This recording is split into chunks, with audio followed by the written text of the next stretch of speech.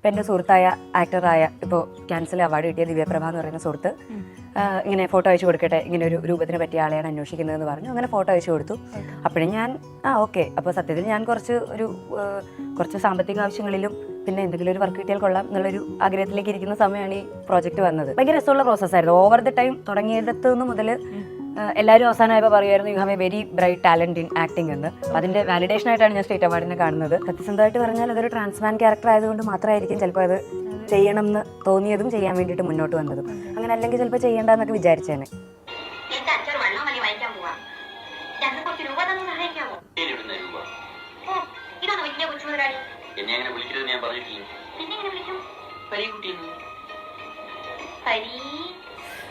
നീ ട്രാൻസ്ജെൻഡർ കഥാപാത്രം ചെയ്താൽ നീ ട്രാൻസ്ജെൻഡർ ആണെന്ന് ആളുകൾ വിചാരിക്കില്ലേ? അതൊരു പ്രശ്നമല്ലേ? പിന്നെ എൻ്റെ ട്രാൻസ്ജെൻഡർ ആയിട്ടുള്ള സുഹൃത്തുക്കളുടെ അടുത്ത് ഞാൻ വർക്ക് തുടങ്ങുന്നതിന് മുൻപും വർക്കിൻ്റെ ഇടയിലൊക്കെ എന്താണ് അവരുടെ ജീവിതത്തിൽ നടക്കുന്നത്, എന്താണ് അവരുടെ ഫീലിങ്സ്, അല്ലെങ്കിൽ അവരെങ്ങനെയാണെന്ന് ഒബ്സർവ് ചെയ്യാൻ ശ്രമിച്ചിട്ടുണ്ട്. ബൈക്ക് ഓടിക്കാൻ അറിയത്തില്ലായിരുന്നോ അതോ? ഞാൻ സൈക്കിൾ പോലും ജീവിതത്തിൽ ചവിട്ടാത്ത ഒരാളാണ്. അപ്പം അന്നത്തെ നമ്മുടെ ആർട്ട് ഡയറക്ടറായിട്ടുള്ള മഹേഷ് എന്ന് പറഞ്ഞൊരു സുഹൃത്തുണ്ട്. മൂപ്പരാണ് എന്നെ ബൈക്ക് ഓടിക്കാനായിട്ട് പഠിപ്പിക്കുന്നത്. എത്ര തവണ അതിൽ നിന്നും മറിഞ്ഞു വീണെന്നും ആ ബൈക്ക് എത്ര തവണ എവിടെയൊക്കെ കൊണ്ട് ഇടിച്ചെന്നും ഞങ്ങൾക്ക് ആർക്കും ഒരു ധാരണയില്ല. എല്ലാവർക്കും നമസ്കാരം. ഇന്ന് നമുക്കൊപ്പം ഉള്ളത് കേരള സ്റ്റേറ്റ് ടെലിവിഷൻ അവാർഡ് വിന്നറായ അമൃത ടിവിയിലെ ആൺ പിറന്നോൾ എന്ന സീരിയലിലെ നായികയാണ് റിയ. Hi Riya, welcome. നമസ്കാരം. എങ്ങനെയൊക്കെയുണ്ട്? അവാർഡൊക്കെ കിട്ടിക്കഴിഞ്ഞപ്പോൾ എന്താണ് ഫീല്? അവാർഡ് കിട്ടിക്കഴിഞ്ഞപ്പോൾ എല്ലാവർക്കും ഫീൽ ചെയ്യുന്ന പോലെ തന്നെ ഭയങ്കര സന്തോഷത്തിലും ഭയങ്കര സർപ്രൈസ്ഡും ആയിട്ട് ഓടി നടക്കുകയാണ്. സത്യം പറഞ്ഞാൽ ഒറ്റ സീരിയല് സകലമാന അവാർഡും തൂത്തുവാരിക്കൊണ്ട് പോയി അല്ലേ? അതെ. എങ്ങനെ ഉണ്ടായിരുന്നു? ആ ഒരു അവാർഡ് കിട്ടുമെന്ന് എക്സ്പെക്ട് ചെയ്തിരുന്നു? അവാർഡ് കിട്ടുമെന്ന് എക്സ്പെക്ട് ചെയ്തിരുന്നു എന്ന് ചോദിച്ചാൽ സീരിയൽ തുടങ്ങുന്ന സമയത്ത് നമുക്ക് നല്ല എക്സ്പെക്ടേഷൻ ഉണ്ടായിരുന്നു. കാരണം നമ്മൾ ഒരുപാട് വർക്ക് ചെയ്യുകയും ഒരുപാട് ഡിസ്കസ് ചെയ്യുകയും പ്രതീക്ഷിക്കുകയും ചെയ്തതാണ്. പിന്നെ കുറേ കാലങ്ങളൊക്കെ കഴിഞ്ഞ് ഇപ്പം ഇച്ചിരി ലേറ്റ് ആയിട്ടാണല്ലോ അവാർഡ് അനൗൺസ് ചെയ്തത്. അപ്പോൾ ആക്ച്വലി നമ്മൾ അതിനെപ്പറ്റിയൊക്കെ മറന്ന് ഓക്കെ അപ്പോൾ അത് ഉണ്ടാവില്ല എന്നൊക്കെ വിചാരിച്ച് മറന്നിരിക്കുന്ന ഒരു സമയത്ത് ഭയങ്കര സർപ്രൈസിങ് ആയിട്ട് ആണ് അവാർഡ് അനൗൺസ് ചെയ്യുന്നതും. അത് പ്രോസസ്സ് ചെയ്യാൻ തന്നെ എനിക്ക് തോന്നുന്നു ഒരു അരമണിക്കൂറൊക്കെ കഴിഞ്ഞിട്ടാണ് എന്നെ സംബന്ധിച്ച് അവാർഡ് കിട്ടി, സ്റ്റേറ്റ് അവാർഡ് കിട്ടി എന്നൊക്കെ എനിക്ക് പ്രോസസ്സ് ചെയ്യാൻ പറ്റിയത്. അതെ, ഓക്കെ.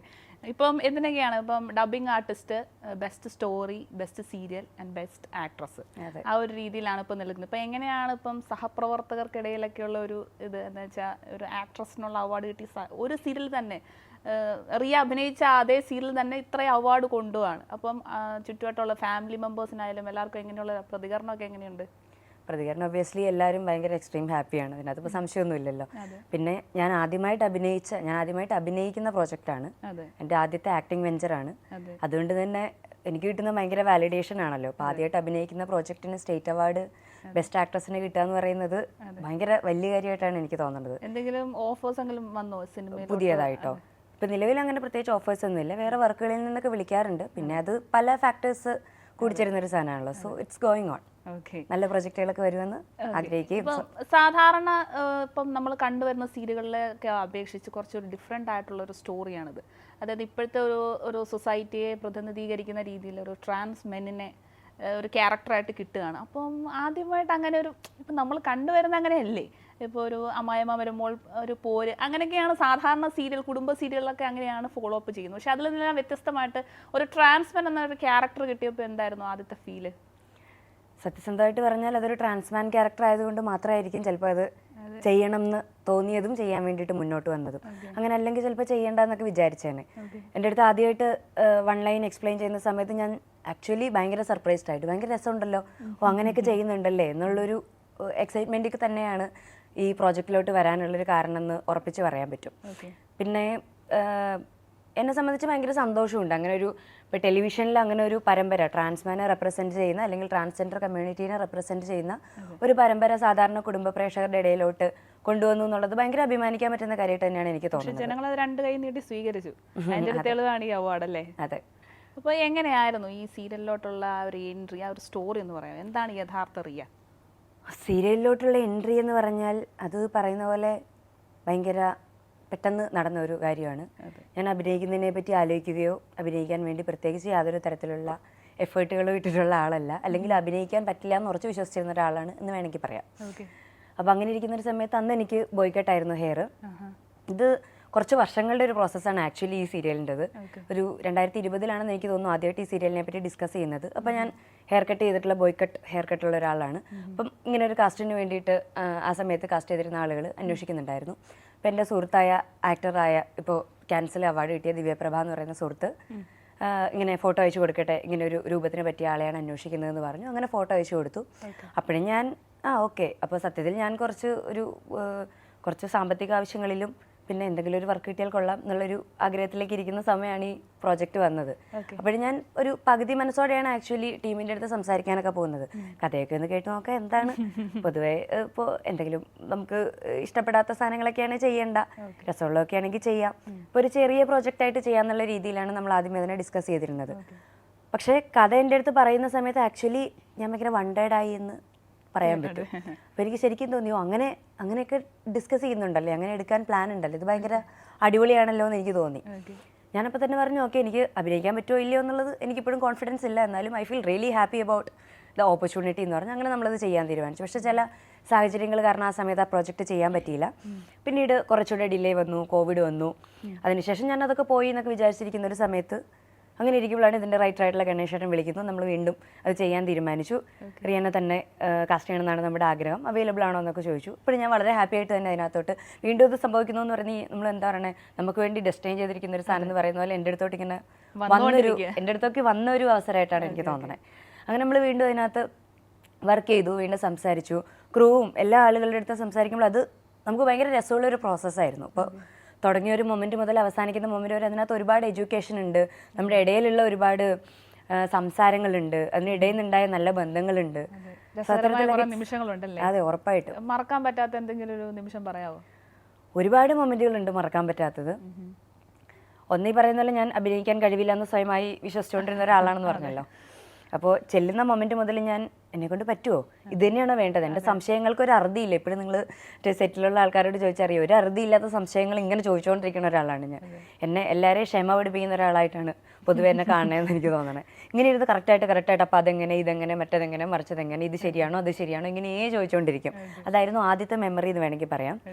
പിന്നെ ബൈക്ക് ഓടിക്കാൻ പഠിപ്പിക്കൽ അടുത്ത വലിയൊരു ചടങ്ങായിരുന്നു. കാരണം ബൈക്ക് ഓടിക്കാൻ അറിയത്തില്ലായിരുന്നോ അതോ? ഞാൻ സൈക്കിൾ പോലും ജീവിതത്തിൽ ചവിട്ടാത്ത ഒരാളാണ്. അപ്പോൾ ക്യാരക്ടർ ബൈക്ക് ഓടിക്കുന്ന, ബുള്ളറ്റ് ഓടിക്കുന്ന ഒരു ക്യാരക്ടറാണെന്ന് പറഞ്ഞു.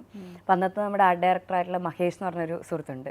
മൂപ്പരാണ് എന്നെ ബൈക്ക് ഓടിക്കാനായിട്ട് പഠിപ്പിക്കുന്നത്. എത്ര തവണ അതിൽ നിന്നും മറിഞ്ഞു വീണെന്നും ആ ബൈക്ക് എത്ര തവണ എവിടെയൊക്കെ കൊണ്ട് ഇടിച്ചെന്നും ഞങ്ങൾക്ക് ആർക്കും ഒരു ധാരണയില്ല. പക്ഷേ വളരെ കുറഞ്ഞ സമയം കൊണ്ട് തന്നെ ആദ്യമായിട്ട് സൈക്കിൾ ഓടിക്കാൻ അറിയില്ലാത്ത ഒരാളെ ബുള്ളറ്റ് ഓടിപ്പിക്കുക എന്ന് പറയുന്നത് വലിയൊരു കാര്യമായിട്ട് എനിക്ക് തോന്നുന്നത്. എന്നെ വളരെ അടിപൊളിയായിട്ട് ബുള്ളറ്റ് ഓടിക്കാൻ പഠിപ്പിച്ചു. അപ്പം എനിക്ക് നന്നായിട്ട് വണ്ടി ഓടിക്കാൻ പറ്റും. അത് മറ്റൊരു മെമ്മറി ആയിരുന്നു. ഓം ശാന്തി ഓശാനയ്ക്ക് അത് നസ്രിയ വണ്ടി ഓടിക്കുന്ന വണ്ടി ഓടിക്കുന്നുണ്ട്.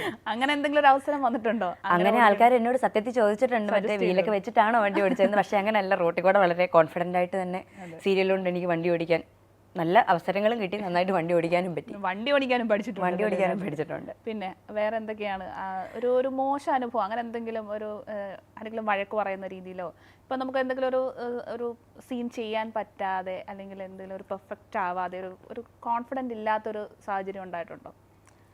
ഇപ്പോൾ ആദ്യമായിട്ട് അഭിനയിക്കുന്നത് കൊണ്ട് തന്നെ നമുക്ക് ഒരുപാട് പ്രോസസ്സുകളിൽ അതിനകത്ത് കൺഫ്യൂഷൻ ഉണ്ടാവുമല്ലോ. അങ്ങനെ ഭയങ്കര മോശം അനുഭവം എന്ന് പറയാൻ സത്യം പറഞ്ഞാൽ അങ്ങനെ പ്രത്യേകിച്ച് ഭയങ്കര ഹേർട്ട്ഫുൾ ആയിട്ടുള്ള സംഭവങ്ങളോ അങ്ങനെയൊന്നും ഉണ്ടായിട്ടില്ല.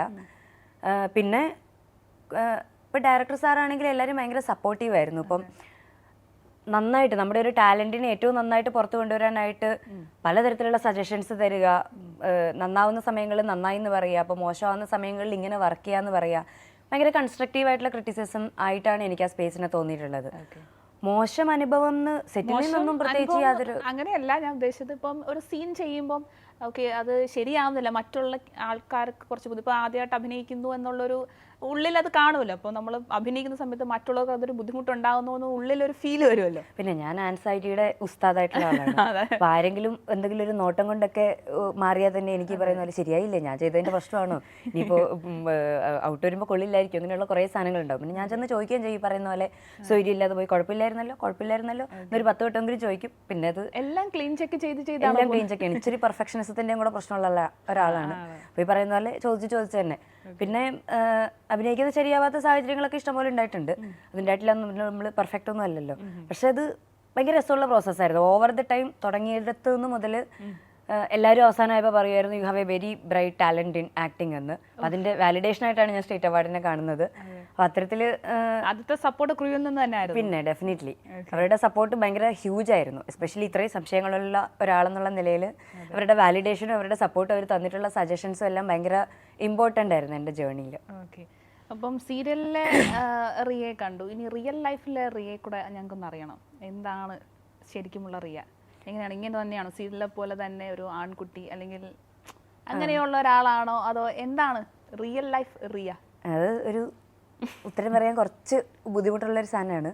റിയൽ ലൈഫിൽ ആൺകുട്ടിയെ പോലെയാണെന്ന് എനിക്ക് തോന്നിയിട്ടില്ല. ഞാൻ ഒരുപാട് ഫെമിനൈൻ എലമെൻറ്റുകളുള്ള ആളായിട്ടാണ് എനിക്കും ചുറ്റുമുള്ള ഒരുപാട് ആളുകൾക്കും തോന്നിയിട്ടുള്ളത്. ഇപ്പം നമ്മൾ കണ്ടിന്യൂസ് ആയിട്ട് ഒരു ക്യാരക്ടർ ചെയ്ത് വരുമ്പോൾ, ഇപ്പം ദിലീപ് ചെയ്യുന്നുണ്ടല്ലോ, ചാന്തപൊട്ട് സിനിമ ചെയ്ത സമയത്തും മായാമോഹിനി ചെയ്ത സമയത്തും ഒരു എക്സ്പീരിയൻസ് പറയുന്നത് നമ്മൾ ആ ഒരു ക്യാരക്ടറിൽ നിന്ന് പുറത്ത് വരാൻ കുറച്ച് സമയം എടുക്കും. ഇപ്പോൾ ആ ഒരു സിനിമ കഴിഞ്ഞിട്ടും ദിലീപിന് ആ ഒരു ക്യാരക്ടറിൽ നിന്ന് പുറത്ത് വരാൻ ഭയങ്കര ബുദ്ധിമുട്ടായിരുന്നു എന്ന് പറയുന്ന പോലെ റിയയ്ക്ക് ആ ഒരു ക്യാരക്ടറിൽ നിന്ന് പുറത്ത് വരാൻ അങ്ങനെ എന്തെങ്കിലും ബുദ്ധിമുട്ടുണ്ടായിട്ടുണ്ടോ? ഇപ്പോൾ ഒരു സീരിയൽ എന്ന് പറയുന്ന ഒരു 2 വർഷത്തോളം നിൽക്കുന്ന ഒരു പ്രോസസ്സാണല്ലോ. അപ്പം എസ്പെഷ്യലി നമ്മൾ ജെൻഡർ വ്യത്യാസമുള്ളൊരു റോള് ചെയ്യാന്ന് പറയുന്നതിന് അതിൻ്റെതായ രസമുള്ള ചലഞ്ചുകളുണ്ടല്ലോ. Especially keep you body like that, അല്ലെങ്കിൽ നമ്മുടെ ഹെയർ കട്ട് അങ്ങനെ മെയിൻറ്റെയിൻ ചെയ്യുക, നമ്മൾ ഫേസിലെ ഹെയർ ഒക്കെ കീപ്പ് ചെയ്യുക, അല്ലെങ്കിൽ ഒരു ആൺകുട്ടിയുടെ തരത്തിലുള്ള ബോഡി ലാംഗ്വേജ് കീപ്പ് ചെയ്യുക, സ്ട്രെയിറ്റ് ആയിട്ട് നിൽക്കുക, അല്ലെങ്കിൽ സംസാരിക്കുമ്പോൾ അങ്ങനെ സംസാരിച്ച് കുറച്ച് മസ്കുലൈൻ സാധനങ്ങൾ എലമെൻറ്റുകൾ കൂട്ടി സംസാരിക്കുക, സ്ത്രീകളുടേതായിട്ടുള്ള എന്താ പറയുക, നമ്മൾ നടക്കുമ്പോഴുള്ള പ്രത്യേകതകൾ, നമ്മൾ വർത്താനം പറയുമ്പോഴുള്ള പ്രത്യേകതകളൊക്കെ മാറ്റി ശീലിക്കുക, ഇതൊക്കെ എനിക്ക് ഹോൾ പ്രോസസ്സായിരുന്നു. അത് അങ്ങനെ ഒരു ചേഞ്ച് എങ്ങനെയാണ് കൊണ്ടുവന്നത്? ആയിട്ട് മാറുക എന്ന് പറഞ്ഞാൽ ചെറിയൊരു കാര്യമല്ലല്ലോ.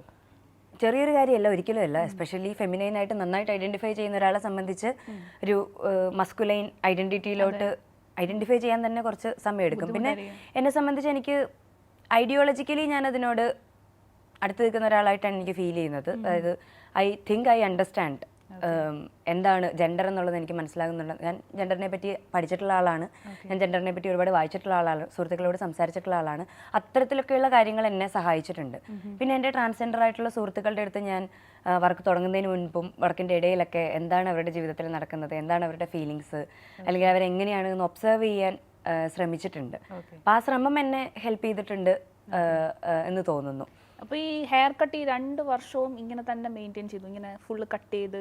ആദ്യമേ സീരിയൽ തുടങ്ങുന്ന സമയത്ത് ഹെയർ ഒക്കെ ഉള്ളൊരു റോളായിട്ടാണ്, അതായത് ബോഡിലി കംപ്ലീറ്റ്ലി പെണ്ണായിരിക്കുന്ന ഒരാളിൽ നിന്ന് ട്രാൻസ്മാൻ ആയ ഒരാളിലോട്ട് മാറുന്നതാണ് നമ്മുടെ കഥ. അപ്പോൾ ആദ്യമേ ഹെയർ ഒക്കെ ഉള്ള കുറച്ചുകൂടി ഫെമിനൈൻ അപ്പിയറൻസ് ഉള്ള ഒരു റോളായിട്ടാണ് കാണിക്കുന്നത്. അപ്പോൾ കഥയുടെ ഭാഗമായിട്ട് തന്നെയാണ് നമ്മൾ ഹെയർ കട്ട് ചെയ്യുന്നത്. അതിൻ്റെ അകത്ത് ഫുള്ള് ഇവിടെ ഇത്രയും ഭാഗത്ത് മാത്രം മുടിയും, ബാക്കി ഇങ്ങനെ ബാക്കിലോട്ടൊന്നും മുടി ഇല്ലാത്ത രീതിയിൽ തുടക്കത്തിൽ ഹെയർ ഉണ്ടായിരുന്നു. തുടക്കത്തിൽ ഇത്രയൊക്കെ തന്നെ ഹെയർ ഉണ്ടായിരുന്നു. കുറച്ച് കഴിയുമ്പോൾ നമ്മൾ കുറച്ച് അവസാനമായപ്പോഴേക്ക് നല്ലതായിട്ട് ചെയ്തത്. അപ്പൊ ആ സമയത്തൊക്കെ ഇപ്പം സീരിയൽ അല്ലാതെ പുറത്തൊക്കെ പോകുമ്പോഴൊക്കെ അത് എന്തെങ്കിലും ഇല്ല, ഞാനതിന് മുന്നേയും ഞാൻ ഹെയർ ഷേവ് ചെയ്ത് പുറത്ത് നടന്നിട്ടുള്ള ആളാണ്. അപ്പം എനിക്കത് അത്തരത്തിലൊന്നും ഒരു പ്രശ്നമായിരുന്നില്ല. എനിക്കത് ഇഷ്ടമാണ്. പിന്നെ ഹെയർ ഇല്ലാത്ത രൂപം ഭയങ്കര മെയിൻറ്റെയിൻ ചെയ്യാനൊക്കെ എളുപ്പമാണ്. നമ്മൾ ഹെയർ ഇല്ലാതിരിക്കുന്ന ഒരാൾക്ക് ഇപ്പോൾ ഹെയർ വന്നു കഴിയുമ്പോൾ എനിക്ക് ഭയങ്കര പ്രശ്നങ്ങളാണ്. ഇപ്പോൾ ഇൻ്റർവ്യൂ തുടങ്ങുന്നതിന് മുന്നേ ഞാൻ ചോദിച്ചില്ല ഹെയർ എങ്ങനെ ഉണ്ടെന്ന് ചോദിച്ചില്ല. എനിക്ക് അതിന് മുന്നേ അങ്ങനെ ഒരു കൺസേണേ ഇല്ല. ഹെയർ എങ്ങനെ ഇരുന്നാലും ഓക്കെ ആയിട്ടിരിക്കും. ഹെയറിന് യാതൊരു ഒരു ചീപ്പ് വേണ്ട, ചികാറേ ഇല്ല, അല്ലെങ്കിൽ ഒരു പ്രോഡക്റ്റും ഇല്ല. പ്രത്യേകിച്ച് ഹെയർ കട്ട് ചെയ്യണമെങ്കിൽ പോലും പറഞ്ഞ പോലെ 100 രൂപയ്ക്ക് തീരുന്ന കാര്യം ഇപ്പോൾ ഹെയർ കട്ട് ചെയ്യണമെങ്കിൽ 1000 രൂപയാവും എന്ന് പറയുന്ന പോലത്തെ ഹ്യൂജ് വ്യത്യാസമാണ് മുടി ഉണ്ടെങ്കിൽ. അപ്പം മുടിയില്ലാത്ത എനിക്ക് എപ്പോഴും ഒരു പേർക്കായിട്ടാണ് ഫീൽ ചെയ്തത്. കുറച്ചുകൂടി ഇഷ്ടം ഇഷ്ടം മാറി വരും. കംഫർട്ടബിൾ ഡെഫിനറ്റ്ലി മുടിയില്ലാത്തതാണ്. പിന്നെ എനിക്ക് പറയുന്ന പോലെ രൂപമൊക്കെ ഇടയ്ക്കിടയ്ക്ക് മാറുന്നത് ഇഷ്ടമുള്ള ആളാണ്. ഒരു രൂപത്തിൽ തന്നെ കുറേ സമയം കണ്ടു കഴിയുമ്പോൾ ഒരു ഇച്ചിരി ബോറടിക്കുന്ന ആളാണ്. അപ്പം എൻ്റെ ഒരു റിഫ്രഷ്മെൻറ്റിൻ്റെ ഭാഗം കൂടെയാണ് സ്റ്റൈൽ മാറുക, രൂപം മാറുക. അപ്പം എന്നെ പണ്ട് മുതലേ അറിയുന്ന ആൾക്കാർ പറയും എന്താണെന്ന് ചോദിക്കുന്ന സമയത്ത് എനിക്ക് എന്നെ പറയാൻ പറ്റാത്തതിൻ്റെ വേറൊരു കാര്യം ഈ പറഞ്ഞ പോലെ ഓരോ കാലഘട്ടത്തിലും ഓരോന്നായിട്ടാണ് എനിക്ക് എന്നെ തന്നെ തോന്നാറുള്ളത്. അപ്പം അങ്ങനെ നല്ലതാണ് നമ്മളിങ്ങനെ മാറി മുഖങ്ങൾ ഭയങ്കര റിഫ്രഷ്മെന്റ് തരുന്ന കാര്യമാണ് ചേഞ്ച്. പിന്നെ ഈ ഫീൽഡിലും കൂടെ ആയതുകൊണ്ട് ചേഞ്ച് നല്ലതാണ്. അതെ, നമുക്ക് പലതരത്തിലുള്ള രൂപങ്ങൾ എക്സ്പ്ലോർ ചെയ്യാൻ പറ്റുന്നത് ഭയങ്കര വർക്കാണ്. പിന്നെ ഇനി റിയൽ ലൈഫിലോട്ട് വരാം. എങ്ങനെയാണ് വിദ്യാഭ്യാസവും എങ്ങനെയാണ് ഈ കരിയർ, എന്താണ് റിയൽ ലൈഫിൽ ചെയ്യുന്നത്? റിയൽ ലൈഫിൽ കുറച്ച് ഇന്റർ ഡിസിപ്ലിനറി അപ്രോച്ചോടുകൂടി വിദ്യാഭ്യാസം കൊണ്ടുപോകുന്ന ആളാണ്. വർഷങ്ങളായിട്ട് പഠിച്ചുകൊണ്ടിരിക്കുന്ന ആളെന്നാണ് എല്ലാവരും പറഞ്ഞുകൊണ്ടിരിക്കുന്നത്. ഞാനൊരു 5 വർഷത്തോളം ഫിലോസഫി പഠിച്ചു. എനിക്കൊരു ഫിലോസഫി മാസ്റ്റേഴ്സ് ഉണ്ട്.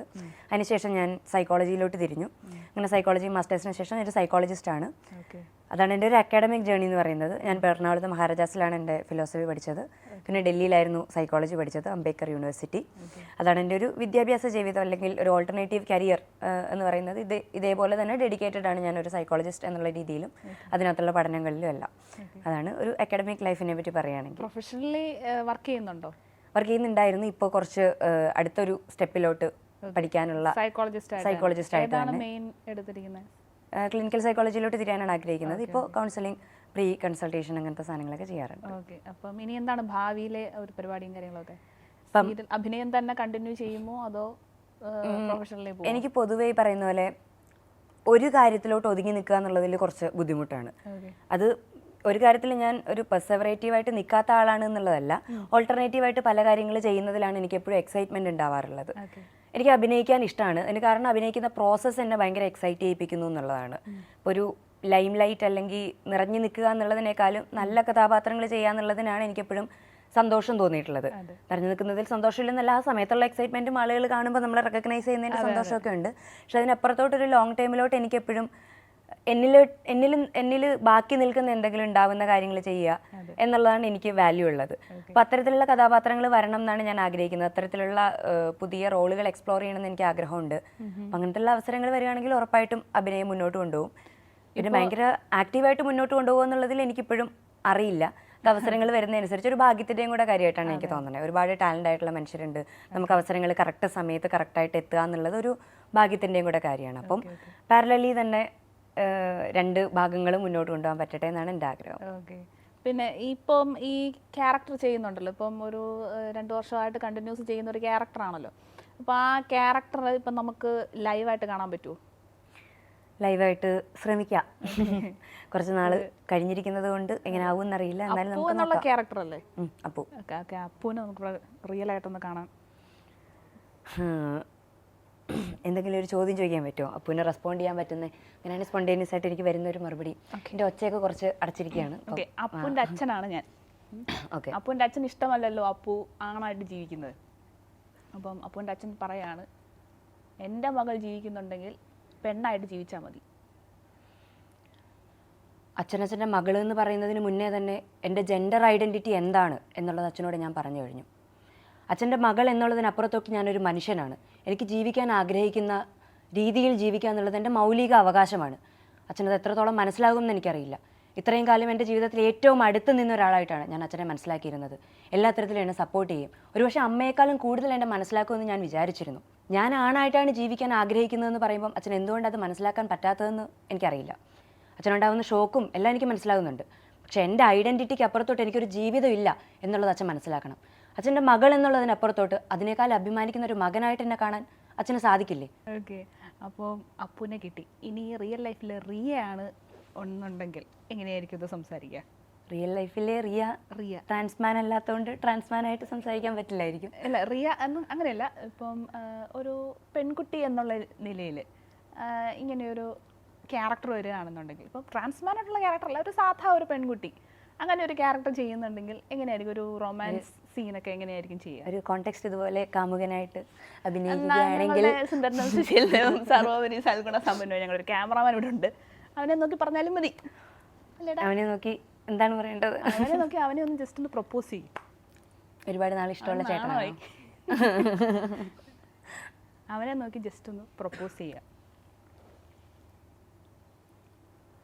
അതായത് പഴയ കാലത്ത് ഈ നാണം കുണുങ്ങി പെൺപിള്ളേരെ പോലൊക്കെ ചെയ്തില്ലേ, പെൺകുട്ടിയായിട്ട് ചെയ്യണല്ലേ? അതെ. ഞങ്ങളിപ്പോൾ ഇത്ര നാളും ആൺകുട്ടിയായിട്ടുള്ളൊരു രൂപമല്ലേ കണ്ടു, ഇനി ഞങ്ങൾക്കൊരു നാണം കുണുങ്ങി ഒരു നാടൻ പെണ്ണായിട്ട് കാണണം. നാടൻ പെണ്ണായിട്ട് എന്ത് പറയുന്നൊന്ന് ആലോചിക്കട്ടെ. ചേട്ടാ ചേട്ടാന്ന് വിളിച്ച് പറയാം അല്ലേ? ചേട്ടാന്ന് വിളിച്ചു ക്രിഞ്ചൊന്നും ഇല്ലല്ലോ ചേട്ടാന്ന് വിളിക്കുന്നില്ല. ഇല്ല, അവന് ഭയങ്കര ഇഷ്ടമാണ്. ചേട്ടനങ്ങ് നാണം വരുന്നു. ഞാൻ കുറച്ച് നാളായിട്ട് ചേട്ടനെ കാണണം എന്ന് വിചാരിച്ചിരിക്കുകയായിരുന്നു. ചേട്ടനെ അറിയുമോയെന്ന് എനിക്കറിയില്ല. സ്കൂളിൽ പഠിക്കുമ്പോൾ മുതൽ എനിക്ക് ചേട്ടൻ്റെ അടുത്ത് നല്ല ഇഷ്ടമുണ്ട്. ഇപ്പം മറുപടി ഒന്നും പറയണമെന്നില്ല. നന്നായിട്ട് വീട്ടിൽ പോയിട്ട് ആലോചിച്ച് എസ് എന്ന് തന്നെ പറഞ്ഞാൽ മതി. എൻ്റെ കാര്യങ്ങളൊക്കെ പിന്നെ അറിയാലോ. ചേട്ടനല്ലാതെ വേറെ ആരും എനിക്ക് ആലോചിക്കാനൊന്നും പറ്റത്തില്ല. അപ്പം നന്നായിട്ട് ആലോചിച്ച് എസ് എന്ന് തന്നെ എന്നോട് പറയണേ. പറയത്തില്ലേ ക്യാമറ? പിന്നെ നിൻ്റെ കല്യാണം മുടങ്ങിയടാ. കുഴപ്പമില്ലായിരുന്നു, അടിപൊളിയായിരുന്നു. വേറെ എന്തൊക്കെയാണ് എക്സ്ട്രാ കരിക്കുലർ ആക്ടിവിറ്റീസ് ആയിട്ട് പറയാനുള്ളത്? അയ്യോ, കഴിവുകൾ പുറത്തു വരട്ടെ, ഒരുപാട് ഒരുപാട് കഴിവുകൾ ഉള്ളതുകൊണ്ടാണോ എന്നറിയില്ല. ആരെങ്കിലും എന്താണ് കഴിവെന്ന് ചോദിച്ചു കഴിഞ്ഞാൽ ഞാൻ പെട്ടെന്ന് ഒരു 2 സെക്കൻഡ് ഇങ്ങനെ ബ്ലാങ്ക് ആയിട്ട് നിൽക്കും. അതിപ്പം ഒരു കഴിവില്ലാത്ത നമ്മളൊക്കെ ഇങ്ങനെ നിൽക്കുന്നില്ലേ, അത്രേ ഉള്ളൂ. എനിക്ക് നല്ലതായിട്ട് കഥ പറയാനുള്ള കഴിവുണ്ടോ എന്നാണ് പൊതുവെ മനുഷ്യർ പറയാറുള്ളത്. ഇപ്പോൾ കഥ പറയരുത്, ഇങ്ങനെയല്ല, ഒരു കോണ്ടെക്സ്റ്റിൽ നമ്മുടെ ജീവിത കഥകളൊക്കെ പറഞ്ഞു വരുമ്പോൾ ഞാൻ വളരെ ഓളത്തിലിരുന്ന് കഥ പറയുന്ന, വളരെ വാചാലയായ, സംസാരിച്ചാൽ നിർത്താൻ പറ്റാത്ത, സൈക്കോളജിയിൽ സ്പീച്ച് പ്രഷർ എന്ന് പറയും, ആ ലെവലുണ്ടോയെന്ന് അറിയില്ല. എന്നാലും സംസാരിച്ചാൽ എക്സൈറ്റഡ് ആയി നിർത്താതെ വേണമെങ്കിൽ 2 ദിവസം ഇരുന്ന് കഥ പറയാൻ പറ്റുന്ന ലെവലിലുള്ള ഒരു വാചാലയായിട്ടുള്ള ഒരാളാണ്. അതിനൊരു സ്കില്ലായിട്ട് തന്നെയാണ് ഞാൻ കാണുന്നത്. പിന്നെ എനിക്ക് സ്കില്ലെന്ന് പറയാൻ പറ്റുന്നത് അത്യാവശ്യമൊക്കെ എനിക്ക് എഴുതാൻ പറ്റും. പാട്ടൊക്കെ പാടും. പാട്ട് കുറച്ച് ബുദ്ധിമുട്ടാണ്. പിന്നെ ഇപ്പോൾ ഒച്ചയും കൂടെ അടച്ചിരിക്കുകയാണ്. കവിതയൊക്കെ ഞാൻ നന്നായിട്ട് ചൊല്ലുമായിരുന്നു, മലയാളം കവിതകളൊക്കെ. ഇംഗ്ലീഷ് പോയട്രി എനിക്കിഷ്ടമാണ്. പക്ഷെ ഇപ്പം എനിക്ക് കവിതയും പാട്ടൊന്നും പാടാനുള്ളൊരു തൊണ്ട അവസ്ഥയില്ല. ഇല്ലെങ്കിൽ ഞാനൊന്ന് ശ്രമിച്ചു നോക്കായിരുന്നു. എന്തെങ്കിലും മോണോ ആക്ടോ മിമിക്രി അങ്ങനെ എന്തെങ്കിലും? പണ്ട് സ്കൂളിൽ പഠിക്കുന്ന സമയത്ത് അത്യാവശ്യം മോണോ ആക്ട് ഒക്കെ ചെയ്തു. മിമിക്രി ഞാൻ ചെയ്തിട്ടില്ല. മിമിക്രി പൂച്ചയുടെ ഒക്കെ ശബ്ദം പോലത്തെ മിമിക്രികളൊക്കെ ആക്ട്രസിന്റെ ഒക്കെ സൗണ്ട് ഒക്കെ ചെയ്യോ? ഇല്ലില്ല, മൃഗങ്ങളാണ് എൻ്റെ ഒരു മെയിൻ ഏരിയ. മിമിക്രി ആകെ ഞാൻ ചെയ്തിട്ടുള്ളത് പൂച്ചാപട്ടി, ഇങ്ങനത്തെ സൗണ്ടുകളൊക്കെ ഉണ്ടല്ലോ, അതാണ് ആകെ ചെയ്തിട്ടുള്ളത്. നായികമാരുടെ ഒക്കെ ഒരു സൗണ്ട് ഒക്കെ മിമിക്രി ഇതുവരെ ഞാൻ ട്രൈ ചെയ്തിട്ടില്ല. എനിക്ക് ഇല്ലെന്നാണ് എനിക്ക് തോന്നുന്നത്. ഇതുവരെ ഞാൻ അതിനെ പറ്റി ആലോചിച്ചിട്ടില്ല എന്ന് തോന്നുന്നു. കാണുമ്പോൾ എനിക്ക് ശീലാമ്മ ചെയ്യിക്കാനൊക്കെ തോന്നുന്നുണ്ട്. അയ്യോ, എന്നാണ് നമുക്ക് ട്രൈ ചെയ്ത് നോക്ക്. ഒരു ഡയലോഗ് പറയോ ഷീലാമ്മയുടെ? എന്റെ കൊച്ചു മുതലാളി, ഇത് മാത്രമേ അറിയത്തുള്ളൂ. എന്റെ അച്ഛൻ വള്ളം വലി വാങ്ങിക്കാൻ പോവാ, ഞങ്ങൾ കുറച്ച് രൂപ തന്നെ സഹായിക്കാവോ? രൂപ? ഓ, ഇതാണ് വലിയ കൊച്ചു മുതലാളി. എന്നെ അങ്ങനെ വിളിക്കരുതെന്ന് ഞാൻ പറഞ്ഞിട്ടില്ലേ? പിന്നെ എങ്ങനെ വിളിക്കും? പരീക്കുട്ടിയെന്ന്. ഞാനങ്ങനെ വിളിക്കില്ല. എങ്കിൽ കരുത്തമ്മയെന്ന് ഞാനും വിളിക്കും. റെപ്രസെന്റേറ്റീവിന് ഇരിക്കാനില്ല, യമുനയ്ക്കാം. കുഷൻ തന്നെ വേണം, കുതിച്ചു പോകണം. അതിന് കുതിരപ്പുറത്ത് കയറിയാ തമാശകള കൂട്ട്. 25,000. ബ്രിഡ്ജ്. പാലോ അതും വേണോ? അവർക്ക് നടന്നു വന്നാ പോരെ? അതല്ലെന്ന്, തണുപ്പിക്കുന്ന ഒരു സാധനം ഇല്ലേ? Fridge 9,000. T V black and white പോരെ? ഓരോ കളർ തന്നെ വേണം. 10-20 അടി നീളം വേണം. 10-20 അടി നീളോ? ഇഞ്ചായിരിക്കും. ഇഞ്ച്. വയറില്ലാത്ത ഫോൺ, അതൊരെണ്ണം മതി. മൊബൈല്. അപ്പോൾ വീട്ടുകാരെ പറ്റി ഒന്നും പറഞ്ഞില്ല. എങ്ങനെയാണ്, ഒറ്റ മോളാണോ അതോ ബ്രദേഴ്സ് ഉണ്ടോ? എങ്ങനെയാണ് വീട്ടുകാർക്ക് ഈ ഒരു പ്രൊഫഷനിലോട്ട് വരുമ്പോൾ ഉള്ള ഒരു താല്പര്യം? അത് പറയേണ്ട ഒരു കാര്യം തന്നെയാണ്. ഇപ്പൊ ഇന്റർവ്യൂവിന് വരുന്നതിന് മുന്നേ കൂടെ എൻ്റെ അടുത്ത് പറഞ്ഞാണ്, എന്നെ പറ്റി അവിടെ പോയി ഒന്നും പറയരുത്, നന്നായിട്ട് സപ്പോർട്ട് ചെയ്തു എന്നൊക്കെ വേണം പറയാൻ. സപ്പോർട്ട് ചെയ്തില്ല എന്നല്ല എന്നൊക്കെ പറഞ്ഞാണ് വിട്ടത്. വീട്ടുകാരെ പറ്റി പറയുകയാണെങ്കിൽ വീട്ടിൽ അച്ഛനുണ്ട്, അമ്മയുണ്ട്, എനിക്കൊരു ബ്രദറുണ്ട്, ബ്രദറിന്റെ വൈഫുണ്ട്, ഒരു കുഞ്ഞു കുട്ടിയുണ്ട്, ഒരു വയസ്സൊക്കെ കഴിഞ്ഞ്. ഇത്രയും പേരടങ്ങുന്നതാണ് എൻ്റെ വീട്. പിന്നെ സീരിയലിൻ്റെ അവസരത്തെ പറ്റി പറയുകയാണെങ്കിൽ ഞാൻ ഇടുക്കിക്കാരിയാണ്. ഒറിജിനലി ഇടുക്കിയാണ് എൻ്റെ നേറ്റീവ്. ഇടുക്കിയിൽ പണിക്കൻകുടി എന്ന് പറയുന്ന ഒരു സ്ഥലത്താണ് ഞാൻ ജനിച്ചതും എൻ്റെ സ്കൂളിംഗ് ഒക്കെ അവിടെ ആയിരുന്നു. പാറത്തോട് എന്ന് പറഞ്ഞൊരു സ്ഥലത്താണ് ഞാൻ പഠിച്ചതൊക്കെ. അപ്പോൾ നമ്മളെ സംബന്ധിച്ച് അഭിനയിക്കുക എന്ന് പറയുന്നതിനോട് യാതൊരു എക്സ്പോഷറും ഇല്ലാത്ത ഒരു ഫാമിലിയും ചുറ്റുപാടിൽ നിന്നാണ് ഞാൻ വരുന്നത്. പറയുന്ന പോലെ യൂത്ത് ഫെസ്റ്റിവലിന് മോണോ ആക്ട് ചെയ്തിട്ടുണ്ട് എന്ന് പറഞ്ഞ പോലെ അങ്ങനത്തെ അഭിനയങ്ങളല്ലാതെ നമ്മളൊരു ക്യാമറ കാണുകയോ ക്യാമറയിൽ നോക്കിയൊരു ഓഡീഷൻ്റെ അവസരങ്ങളോ അല്ലെങ്കിൽ അത്തരത്തിലുള്ള യാതൊരു സാധനങ്ങളും കുട്ടിക്കാലം മുതൽ ഉള്ള ഒരു എക്സ്പീരിയൻസ് എനിക്കില്ല. അപ്പം അഭിനയിക്കുക എന്നൊക്കെ പറയുന്നത് നമുക്ക് ആക്സസിബിൾ അല്ലാത്ത ഏതോ ഒരു ലോകത്ത് നടക്കുന്ന ഏതോ വേറെ ആളുകളൊക്കെ ചെയ്യുന്ന എന്തോ ഒരു സംഭവമായിട്ടാണ് കൊച്ചിലെ മുതലൊക്കെ നമ്മൾ കണ്ടിട്ടുള്ളത്. നമ്മൾ അതിനകത്തോട്ട് എത്തുമെന്നോ അല്ലെങ്കിൽ ഇതൊന്നും നമ്മുടെ മറ്റേ ആക്സസിബിളേ അല്ലാത്ത കാര്യങ്ങൾ കാണുമല്ലോ, അങ്ങനെ കണ്ടുകൊണ്ടിരുന്ന ഒരു കാര്യമാണ്. അപ്പോൾ ആദ്യമായിട്ട് ഞാൻ അഭിനയിക്കട്ടെ എന്ന് ചോദിക്കുമ്പോൾ ഒരു ഞെട്ടൽ, അഭിനയിക്കാനോ? അവിടെയൊക്കെ പോയാൽ സേഫ് ആണോ? പല വാർത്തകളൊക്കെ നമ്മൾ കേൾക്കുന്നുണ്ട്.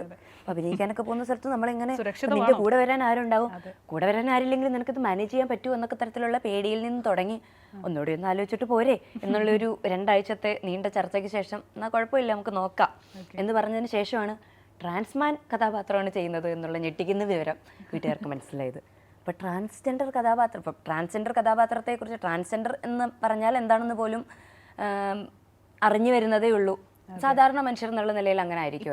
കുറച്ചും കൂടെ പിന്നെ ഇപ്പൊ കേരളത്തിൽ കിട്ടുന്ന ഒരു വളരെ അടുത്ത കാലം കൊണ്ട് വളരെയധികം നമുക്ക് നമ്മുടെ അവയർനെസ് കൂടിയിട്ടുണ്ട്. ഒരുപാട് ട്രാൻസ്ജെൻഡർ ആയിട്ടുള്ള സുഹൃത്തുക്കൾ മുഖ്യധാര ഇപ്പോൾ മീഡിയ ആണെങ്കിലും അല്ലാതെ ആണെങ്കിലും നന്നായിട്ട് സംസാരിച്ച് നന്നായിട്ട് ആളുകളോട് ഇടപഴകിയും നല്ല ജീവിത സാഹചര്യങ്ങളും നല്ല ജോലിയും കിട്ടി മുന്നോട്ട് വന്നിട്ടുണ്ട്. അപ്പം നമുക്ക് കുറച്ചുകൂടി ഒരു യങ് ജനറേഷൻ എന്നുള്ള നിലയിൽ കുറച്ചുകൂടി ഫെമിലിയർ ആയിരിക്കും. പക്ഷേ എനിക്ക് തോന്നുന്നു ഇപ്പോൾ എൻ്റെ അമ്മയുടെയോ അല്ലെങ്കിൽ എൻ്റെ ചുറ്റുവട്ടത്തുള്ള സാധാരണ മനുഷ്യരെ സംബന്ധിച്ച് നമ്മൾ ഇപ്പോൾ വഴിയിലൊക്കെ കണ്ടിട്ടുള്ള ആളുകൾ അല്ലെങ്കിൽ എവിടെയൊക്കെയോ കണ്ടു പറഞ്ഞിട്ടുള്ള നമുക്ക് എന്താണെന്ന് മനസ്സിലാവാത്ത ആളുകൾ എന്നുള്ളതിനപ്പുറത്തോട്ട് അതിനെ മനസ്സിലാക്കിയിട്ടേ ഇല്ല. പിന്നെ ട്രാൻസ്മാൻ എന്ന് പറയുന്ന ഒരു ട്രാൻസ്ജെൻഡർ വിഭാഗം ഉണ്ട് എന്നുള്ളത് പോലും എൻ്റെ വീട്ടുകാർക്കൊക്കെ എൻ്റെ സീരിയൽ വന്നിട്ടാണ് മനസ്സിലാക്കിയതെന്നാണ് ഞാൻ കരുതുന്നത്. അത്രയും നാളും അപ്പോൾ ആണുങ്ങൾ പെണ്ണുങ്ങളായി നടക്കുന്നതല്ല, അത് മാത്രമല്ലല്ലേ ട്രാൻസ്ജെൻഡറിനകത്തുള്ളത് എന്നുള്ള കോൺവെർസേഷൻ പോലും അവിടെ നിന്നാണ് ഉണ്ടാകുന്നത്. അപ്പോൾ ട്രാൻസ്ജെൻഡർ കഥാപാത്രം ചെയ്യാന്ന് പറയുന്നത് വളരെ ഞെട്ടിപ്പിക്കുന്ന ഒരു ന്യൂസ് ആയിരുന്നു. എൻ്റെ അമ്മേനെ സംബന്ധിച്ച് പ്രത്യേകം എന്ന് വേണമെങ്കിൽ പറയാം. എല്ലാ വീട്ടിലും അമ്മമാരങ്ങനെയാണല്ലോ. വേണമെങ്കിൽ ടെൻഷന്റെ ഉസ്താദ് എന്ന് പറയാൻ പറ്റുന്ന ആളാണ്. അപ്പൊ അമ്മ അല്ല, അമ്മയുടെ ഒരു കോൺസെപ്റ്റ് എങ്ങനെയായിരുന്നു? മകളെ വളർത്തി കല്യാണം കഴിപ്പിച്ചിട്ട് അവരെ പിന്നെ അമ്മ വളരെ ക്രിസ്തീയ മതവിശ്വാസത്തിൽ വളരെ അടക്കവും ചിട്ടയും ഉള്ള ഒരു മകളെ വളർത്തി നന്നായിട്ട് കല്യാണമൊക്കെ കഴിപ്പിച്ച് വിട്ട് ഉത്തമയായിട്ടുള്ള ഒരു മരുമകളായി കണ്ട് എന്താ പറയണേ സമാധാനത്തിൽ ജീവിക്കാൻ ആഗ്രഹിക്കുന്ന ഒരു സാധാരണ അമ്മയാണ്. അമ്മ ടീച്ചറാണ്, ഫിസിക്സ് ടീച്ചറായിരുന്നു. അപ്പം ഈ കഥാപാത്രത്തെ പറ്റി പറയുകയാണെങ്കിൽ അമ്മയുടെ ആദ്യത്തെ ഞെട്ടൽ എന്ന് പറയുന്നത്, നീ ട്രാൻസ്ജെൻഡർ കഥാപാത്രം ചെയ്താൽ നീ ട്രാൻസ്ജെൻഡർ ആണെന്ന് ആളുകൾ വിചാരിക്കില്ലേ, അതൊരു പ്രശ്നമല്ലേ? അതൊരു പ്രശ്നമല്ലേ എന്ന് ഞാൻ വിചാരിക്കുന്നില്ല, അതല്ല ഞാൻ പറഞ്ഞത്. പ്രശ്നമല്ലേ എന്നുള്ള സംശയമാണ് ഞാൻ പറഞ്ഞത്. നിന്റെ കല്യാണം കഴിക്കാൻ നേരത്ത് ഇനി ഈ കുട്ടി ശരിക്കും പെൺകുട്ടി അല്ലേ, ട്രാൻസ്ജെൻഡർ ആയിട്ടുള്ള കുട്ടിയാണോ എന്നുള്ള സംശയങ്ങൾ വരുമോ എന്നൊക്കെയുള്ള പോലെയുള്ള സംശയങ്ങൾ. അത് കല്യാണം കഴിക്കാൻ അല്ലെങ്കിൽ നാട്ടുകാരുടെ അടുത്ത് നമ്മൾ എക്സ്പ്ലനേഷൻസ് പറയേണ്ടി വരും. ആളുകൾ അങ്ങനെ കാണുമോ? എൻ്റെ അമ്മയ്ക്ക് പൊതുവേ ഞാൻ മുടി വെട്ടി നടക്കുന്നതിൽ ഒരു താല്പര്യമില്ല. അതിനെ എങ്ങനെ പറഞ്ഞ് സമാധാനിപ്പിച്ച് വല്ല ധ്യാനത്തിലൊക്കെ കൂട്ടി മുടി വളർത്താമെന്ന് വിചാരിച്ചിരിക്കുമ്പോഴാണ് മുടി വെട്ടേണ്ട ഒരു ആവശ്യമായിട്ട്, ജോലിയുടെ ആവശ്യമായിട്ട് വരുന്നത്. അതിലൊക്കെ വളരെ അൺഹാപ്പി ആയിരുന്നു സത്യസന്ധമായിട്ട് പറഞ്ഞാൽ. പിന്നെ അതിനകത്ത് ഇൻട്രസ്റ്റിംഗ് ആയിട്ടുള്ള ഒരു കാര്യമായിട്ട് എനിക്ക് പറയാൻ പറ്റുന്നത്, ഇങ്ങനെയുള്ള സംശയങ്ങളുണ്ടല്ലോ സാധാരണ മനുഷ്യർക്ക് വരുന്ന നിഷ്കളങ്കവും എന്നാൽ കുറച്ച് വയലന്റും ആയിട്ടുള്ള ഒരു ആദി. ഇപ്പോൾ ട്രാൻസ്മാൻ ആയാൽ എങ്ങനെയാണ് ജീവിക്കുക, ട്രാൻസ്മാൻ ആണെന്ന് ആളുകൾ തെറ്റിദ്ധരിച്ചാൽ അത് ശരിയാവുമോ, അതൊരു രണ്ടാംകിട മനുഷ്യരല്ലേ എന്നൊക്കെ പറയുന്ന പോലത്തെ സംസാരങ്ങളിൽ നിന്ന് നമ്മുടെ വീട്ടിലുണ്ടാവുന്ന സംസാരങ്ങളുണ്ടല്ലോ, ഏറ്റവും ഇൻറ്റിമേറ്റ് ആയിട്ടുള്ള നമ്മുടെ വീട്ടിലുണ്ടാവുന്ന സംസാരങ്ങൾ ഭയങ്കര പോസിറ്റീവായിട്ടുള്ള ഒരു കാര്യമാണ് സീരിയൽ എനിക്ക് പേഴ്സണലി സമ്മാനിച്ചിട്ടുള്ളതിൽ. നമ്മൾ ഒരുപാട് സംസാരിച്ചിട്ടുണ്ട് അതിനെ പറ്റിയിട്ട്. എന്താണ് ഒരു ട്രാൻസ്മാൻ, എന്താണ് ഒരു ട്രാൻസ്ജെൻഡർ, എങ്ങനെയാണ് മനുഷ്യർ, ആരെയാണ് നമ്മൾ ട്രാൻസ്ജെൻഡർ എന്ന് പറയുന്നത്, അതിന് ശരീരമായിട്ട് ശരിക്കും എന്തെങ്കിലും ബന്ധമുണ്ടോ, അതോ വെറുതെ ഇരിക്കുമ്പോൾ ആളുകൾക്ക് വെറുതെ തോന്നുന്നൊരു എന്തോ ഒരു ചിന്തയാണോ, അതിനപ്പുറത്തോട്ട് എങ്ങനെയാണ് അത് വർക്ക് ചെയ്യുന്നത്, ഇത്തരത്തിലൊക്കെ വളരെ സാധാരണമായിട്ട് ഈ 2 വർഷ കാലഘട്ടവും നമ്മൾ, അത് അമ്മയോട് മാത്രമല്ല ഞാൻ പറയണത്, അല്ലാതെ നമ്മളോട് സ്നേഹമുള്ള നമ്മുടെ അയൽവക്കത്തുള്ള ആൾക്കാർ, അല്ലാത്ത സുഹൃത്തുക്കള്, ഇപ്പൊ ഇങ്ങനൊരു ക്യാരക്ടർ അഭിനയിക്കുന്നു എന്ന് പറയുമ്പോൾ വീട്ടിൽ നിന്ന് ഇങ്ങനെ ഒരു ചെറിയൊരു ഡൗട്ട് വന്നു. അപ്പം വീട്ടിൽ അയൽപ്പക്കത്തുള്ള ആൾക്കാർ, സാധാരണ നമ്മുടെ നാട്ടുകാരെയൊക്കെ പറയാമല്ലോ, ഒന്നാമത് ഇങ്ങനെ ഒരു ചിന്താഗതിയുള്ള ഒരു നാട്ടിലാണ് താമസിക്കുന്നത് എന്നെങ്കിൽ പിന്നെ പറയേണ്ട കാര്യമില്ല. നാട്ടുകാരുടെ പ്രതികരണം എന്തായിരുന്നു? അതാണ് ഹൈലൈറ്റ്. എൻ്റെ അടുത്ത് പിന്നെ ഞാൻ ഇച്ചിരി അലമ്പായിട്ട് നടക്കുന്ന ഒരാളായതുകൊണ്ടാണോ എന്തോ പ്രതീക്ഷയൊന്നും ഇല്ലേ? പൊതുവെ വലിയ പ്രതീക്ഷയില്ലാത്ത ഒരു വകുപ്പിൽപ്പെട്ട ഒരാളായിട്ടാണ് പൊതുവെ ആൾക്കാർ കണ്ടിരുന്നത്. പിന്നെ നാട്ടുകാർക്ക് അങ്ങനെ ഭയങ്കര ഒരു മോശമായിട്ടുള്ളൊരു അഭിപ്രായം അല്ലെങ്കിൽ അങ്ങനെ തോന്നിയിട്ടുണ്ടെന്ന് എനിക്ക് തോന്നിയിട്ടില്ല. എൻ്റെ അടുത്ത് എന്തായാലും ഡയറക്റ്റ്ലി ആരും വന്നിട്ട് അതെന്താ അങ്ങനെ ചെയ്തതെന്നൊന്നും എൻ്റെ അടുത്ത് ചോദിച്ചിട്ടില്ല. അത് അങ്ങനെ ചോദിക്കാനൊരു സ്പേസ് ഉള്ള ആൾക്കാർ മാത്രമേ അങ്ങനെ, അത് മോശമായിട്ടല്ല ചോദിച്ചത്, അങ്ങനെ ചെയ്യുമ്പം ഒരു കൺസേൺ ആയിട്ടാണ് ഞാൻ അതിനെ വായിക്കാൻ ഇഷ്ടപ്പെടുന്നത്. അല്ലാതെ നമ്മുടെ അയൽവക്കത്തൊക്കെയുള്ള ആൾക്കാരൊക്കെ അവർക്ക് നമ്മുടെ ഒരു കുട്ടി ടെലിവിഷനിൽ വരുന്നു എന്നുള്ളതിൻ്റെ സന്തോഷമാണ് അവരെല്ലാ കാലത്തും. എൻ്റെ അടുത്ത് പറഞ്ഞ പോലെ തന്നെ ഞാനുള്ളത് കൊണ്ട് വളരെ കൃത്യമായിട്ടിരുന്ന് സീരിയൽ കണ്ടിട്ടുള്ള ആൾക്കാരുണ്ട്. അതിൻ്റെ അഭിപ്രായങ്ങൾ, അയ്യോ നല്ല രസമായിട്ട് ചെയ്യണ്ടല്ലോ, നമ്മളിങ്ങനെ വിചാരിച്ചില്ല, അല്ലെങ്കിൽ എന്നെ സാധാരണ കാണുന്നതിൽ നിന്ന് വ്യത്യസ്തമായിട്ടൊരു രൂപത്തിലും ഭാവത്തിലൊക്കെയാണല്ലോ കാണുന്നത്. അപ്പോൾ ഇങ്ങനെയൊക്കെ നിനക്ക് അഭിനയിക്കാൻ പറ്റുമെന്ന് നമ്മളൊരിക്കലും വിചാരിച്ചിട്ടില്ല എന്നൊക്കെ തന്നെയാണ് ആൾക്കാർ പറഞ്ഞത്. സപ്പോർട്ടായിരുന്നു, ഭയങ്കര സപ്പോർട്ടായിട്ട് തന്നെയാണ് എല്ലാവരും സംസാരിച്ചിട്ടുള്ളത്. ഹാപ്പി ആയിരുന്നു എന്നാണ് എനിക്ക് തോന്നിയിട്ടുള്ളത്. വീട്ടുകാരിലാണ് എനിക്ക് ഞെട്ടൽ എന്ന് പറയുന്ന സാധനം കുറച്ച് തോന്നിയിട്ടുള്ളത്. പിന്നെ അമ്മയും വീട്ടുകാരൊക്കെ വന്നിട്ടുണ്ടോ പിന്നെ ഇവിടെ? സെറ്റിൽ വന്നിട്ടില്ല, കാരണം ദൂരെയാണല്ലോ, അവിടെ ഒന്ന് യാത്ര ചെയ്ത് വരിക എന്നൊക്കെ ഉള്ളത് കുറച്ച് ബുദ്ധിമുട്ടായിരുന്നു. ഞാൻ ആ സമയത്ത് ആക്ച്വലി ഡൽഹിയിലായിരുന്നു. ഡൽഹിയിൽ നിന്ന് വളരെ ഹെക്റ്റിക് ആയിട്ട് വന്നു പോയി, ഭയങ്കര എന്താ പറയുക, മറ്റേ ചട്ടപട്ടയിൽ നിന്ന് ബസ് പിടിക്കാൻ ഓടുന്ന പോലെ വിമാനം പിടിക്കാൻ ഓടി വന്ന് അഭിനയിച്ചു പോയൊരു ജീവിതമായിരുന്നു ആ സമയത്ത്. ഡൽഹിയിൽ ഞാൻ പഠിച്ചുകൊണ്ടിരിക്കുകയായിരുന്നു. അപ്പോൾ എല്ലാ മാസവും ഷെഡ്യൂളിന് വരും പോകും. അപ്പോൾ വീട്ടിലോട്ടുള്ള പോക്കും വളരെ ലിമിറ്റഡ് ആയിരുന്നു, കാരണം സമയം ഭയങ്കര ടൈറ്റ് ആയതുകൊണ്ട് അങ്ങനെയായിരുന്നു. യാത്രയൊക്കെ പോകാൻ ഇഷ്ടമാണോ? പിന്നെ എവിടെ പോകാനാണ്? ഫ്രണ്ട്സുമായിട്ടൊക്കെ ചില്ലായിട്ട് പോകാനൊക്കെയാണോ ഇഷ്ടം? അല്ല, ഞാൻ ഇച്ചിരി കൂടി ഒറ്റയ്ക്ക് പോകാൻ. ഒറ്റയ്ക്കല്ല, ആരെങ്കിലും ഒരാൾ വേണം.